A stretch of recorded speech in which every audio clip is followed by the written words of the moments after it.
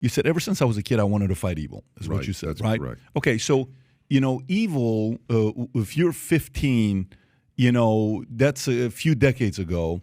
How different was evil then than it is today? So evil then is what year? That's what year were you 15? So it was the late 60s. Okay, so late 60s. What was evil in the late 60s, and what have you seen the evolution of evil from then to today?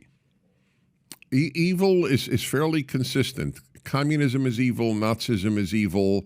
Islamism, not Islam, Islamism is evil. Where you deliberately hurt other human beings is evil. I've never found that a complex subject. And if people are not clear that the three things I mentioned are evil, there is something wrong with their moral compass. It's broken. I mean, if you can't acknowledge how evil, but the truth is the ignorance, I'll tell you, there's only one difference to answer your question between then and now. You say to a kid in high school, Auschwitz or Gulag, he doesn't know what the hell you're talking about. That borders on evil. Not to teach young people about the greatest evils just of the last century and to a great extent of all of history, Gulag and Auschwitz, is a crime. They know preferred pronouns. They're taught to be basically idiots.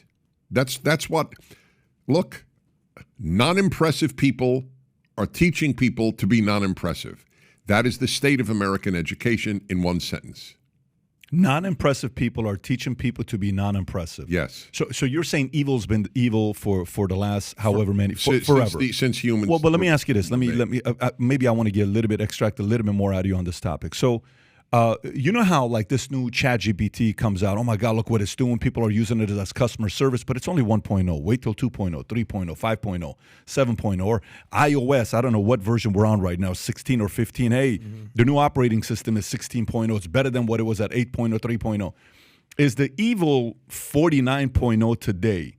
Has it evolved into even stronger ways to divide, to manipulate, to pin of parents against kids, husbands against wives, men against women? Has it evolved to be stronger today, or has the strength been the same forever? Men have gotten weaker. There are relatively new phenomena. The general evil is the same evil as it's always been. What the Chinese Communist Party and the North Korean Communist Party does to its people. What Putin is doing in Ukraine. I mean, these are evils. Totalitarianism is a modern evil. You need mass communication and mass police and mass technology to have totalitarianism. But otherwise, what is new in America is I'll give you a relatively new evil. The vast number of adult children who do not speak to parents because they differ with the parents' conservatism. This is new.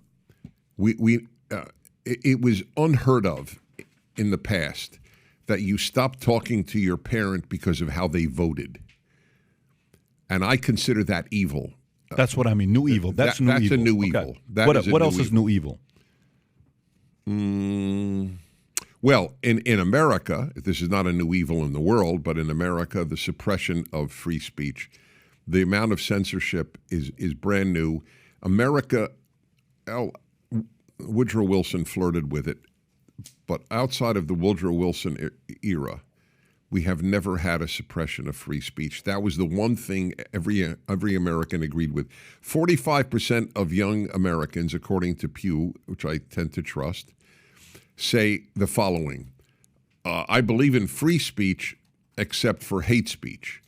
And they don't realize, because they've not been taught to think logically, they don't realize that that's an oxymoron. It's a self-contradictory statement. If you don't believe in free speech for hate speech, you don't believe in free speech. What do you believe in free speech for? Only speech you agree with. Everything else is hate speech. This is what the left has taught them.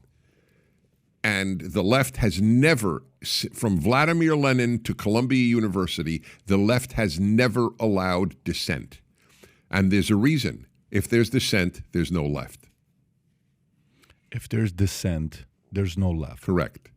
They cannot. That's why they shut down conservative speakers. 4 years of left-wing indoctrination at the average university is not enough.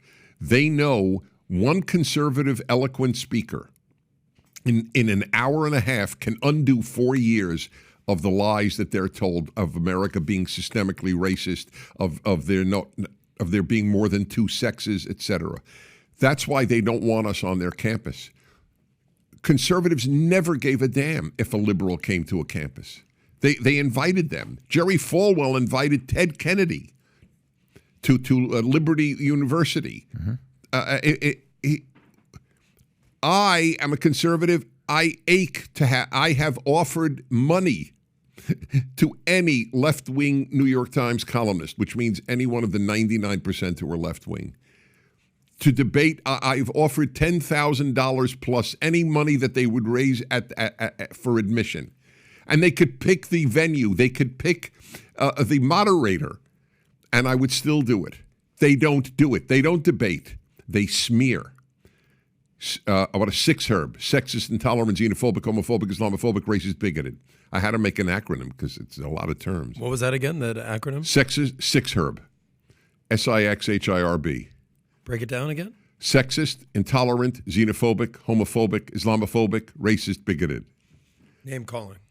That's all they do because they can't debate. They can't stand up and tell you there are more than two sexes.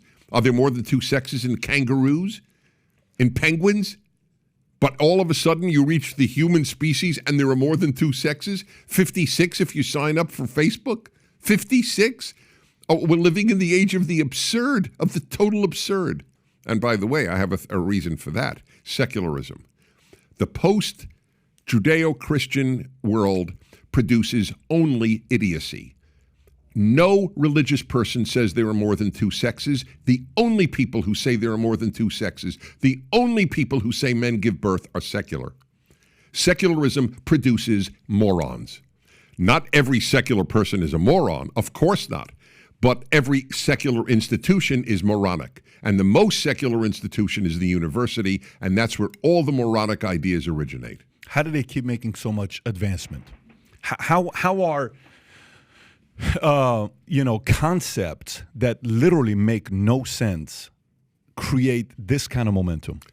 There was an answer given by G.K. Chesterton, or it's at least attributed to him, late 19th century, early 20th century British thinker. When people stop believing in God, they don't believe in nothing. They believe in anything.